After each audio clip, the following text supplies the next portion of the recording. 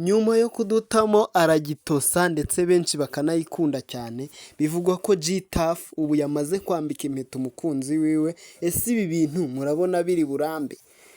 Komeza gukurikira amakuru udukandira kuri follow hano ku channel yitwa Blaze Speeches, aho uzajya ukurikira ibiganiro bitandukanye cyane.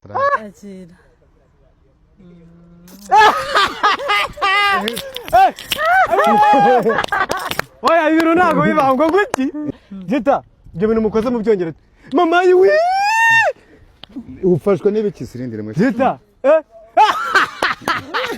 oya sirindire mwe Gita oya mukatinga muzimye kamera ndakira hanganya ngo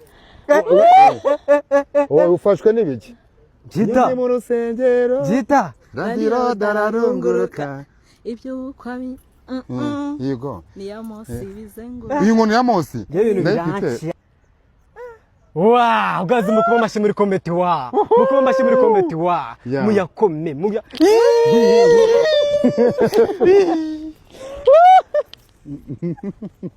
agura mwe mukora rwaye uyu munyabarukura arwaye cyangwa se sigira mbaho umwanya banyamabondo n'ababondo bose uzabashitinga ama baby icyo shaka ne wenyine mu busimo bwanjye ubware bwo bwose niga ndashaka kuzagutetesha ibyo abandi batagoye nkabiguha mo bebe uzangutu tubizo kujyana n'abandi basanganyikirwe uzamena amazi kuri handi kujya ibyo byose nzabashe kubyumva yango niya Mose ngenze yitimbira nubwo nandi mu kabari nzayigukubita kujya uzabashe kumva ibyo aribyo byose niga mo bebe yewe data we mana we yo Debora naguri poro ahubwo Debora Nashima, just give me your time. Yeah. Nundeke. Nago nakureka. Nashima. Washima koko. Nashima. Washima mo bebe. Just give me your time. Yeah. Naitambe. Ushaka nina. Sheri, nese tuzabikongera rero tuzazimya itara. Oya shusho ngereka ngwezo kuri. Niwe ushaka ko tuzakomezanya. Nihazamo ibyo kuzimya amatara. Mbabarira wenza wamfite isoni ku munsi. Yego. Nato ku munsi wa mbere tuzazimya itara.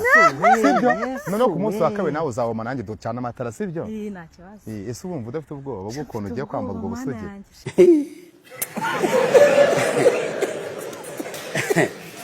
Aha.